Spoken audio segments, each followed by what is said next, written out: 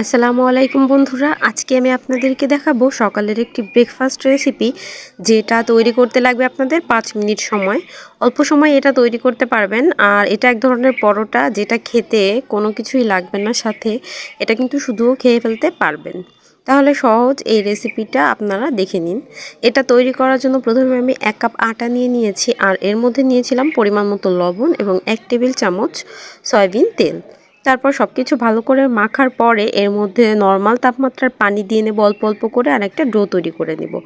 তো অল্প অল্প পানি দিয়ে ডো তৈরি করার ভিডিওটা আমার কাট হয়ে গিয়েছিল। আপনার তো ডোটা তৈরি করে নিতে পারবেন আশা করছি।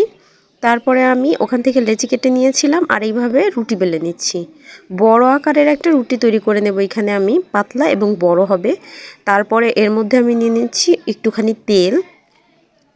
তেলটাকে ভালো করে ছড়িয়ে দেওয়ার পরে আমি এর উপরে নিয়ে নেব অল্প একটু আটা, আবারও আটা একটু ছড়িয়ে দিচ্ছি, তাহলে ভিতরটা একটু ফাঁপা ফাঁপা হবে আর কি, ভালো হবে।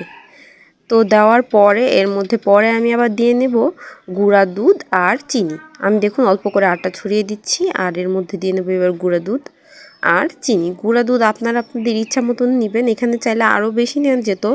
আমি এরকম নিয়েছি, যেটা হচ্ছে 2 চামচের মতো। আর তারপরে পরিমাণ মতো চিনিটা নিয়ে নেব। চিনিটা আমি নিয়েছি 2 চামচের থেকেও একটু কম, কারণ আমি আবার আরেকটা লেয়ার তৈরি করব, যার মধ্যে আর একটু চিনি দিয়ে নেব। তো এইভাবে সব কিছু ছড়িয়ে দেওয়ার পরে একটা ভাঁজ দিয়ে নিচ্ছি আমি। তারপর এই ভাঁজের উপর দিয়ে আবার চিনি আর গুঁড়া দুধ আপনারা চাইলে কিন্তু দিয়ে নিতে পারবেন, তাহলে ভিতরে আরও বেশি চিনি আর গুঁড়া দুধ যাবে। তো আমি এই ভাঁজের ভিতরে চিনি দিয়ে নিচ্ছি এইভাবে। চিনিটা দেওয়ার পরে আবার একটা ভাঁজ দিয়ে নিয়েছি, ব্যাস। এবার চেপে চেপে কিন্তু ভাজতে চলে যাওয়া যায়, বাট আমি হালকা একটু বেলে নিচ্ছি যাতে ভালো করে চিনি আর দুধটা ভিতরে মিশে যায়। এই জন্য আরেকটু বেলা দিয়ে নিচ্ছি। খুবই আলতোভাবে বেলা দিতে হবে, জোরে জোরে বেলতে যাবেন না, তাহলে কিন্তু এই সময়ে চিনিটা বের হয়ে যেতে পারে ভিতর থেকে।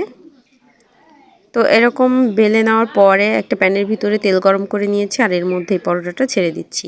এটা কিন্তু মিষ্টি একটা পরোটা, বাচ্চাদের তো খুবই পছন্দ হবে, আর বড়রাও খেতে পারবেন। সাথে কিন্তু কিছুই লাগবে না, ডিম চা এমনিতেই খেয়ে ফেলতে পারবেন।